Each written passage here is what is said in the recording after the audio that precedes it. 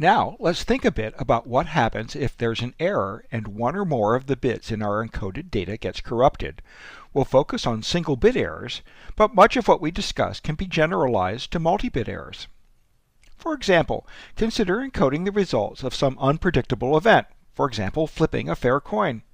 There are two outcomes, heads, encoded as, say, 0, and tails, encoded as 1. Now, suppose some error occurs during processing. For example, the data is corrupted while being transmitted from Bob to Alice. Bob intended to send the message heads, but the 0 was corrupted and became a 1 during transmission, so Alice receives 1, which she interprets as tails. So this simple encoding doesn't work very well if there's the possibility of single-bit errors.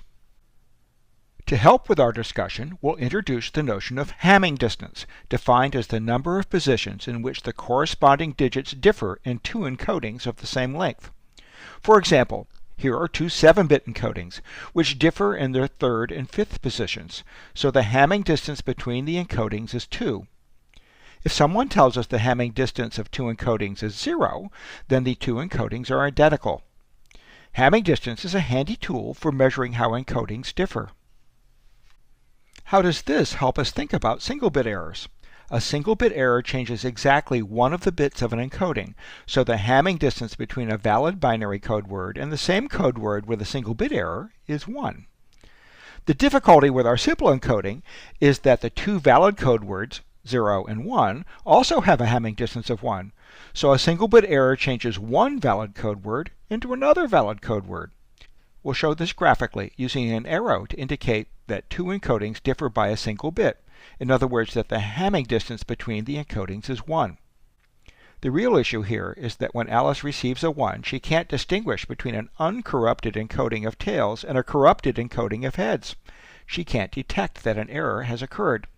Let's figure out how to solve her problem. The insight is to come up with a set of valid code words such that a single-bit error does not produce another valid code word. What we need are code words that differ by at least 2 bits. In other words, we want the minimum Hamming distance between any two code words to be at least 2. If we have a set of code words where the minimum Hamming distance is 1, we can generate the set we want by adding a parity bit to each of the original code words.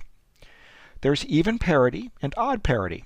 Using even parity, the additional parity bit is chosen so that the total number of 1 bits in the new code word are even.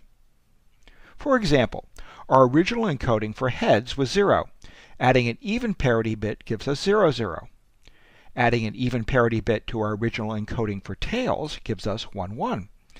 The minimum Hamming distance between code words has increased from 1 to 2. How does this help? Consider what happens when there's a single-bit error. 0, 0 would be corrupted to 0, 1 or 1, 0, neither of which is a valid code word. Aha! We can detect that a single-bit error has occurred. Similarly, single-bit errors for 1, 1 would also be detected.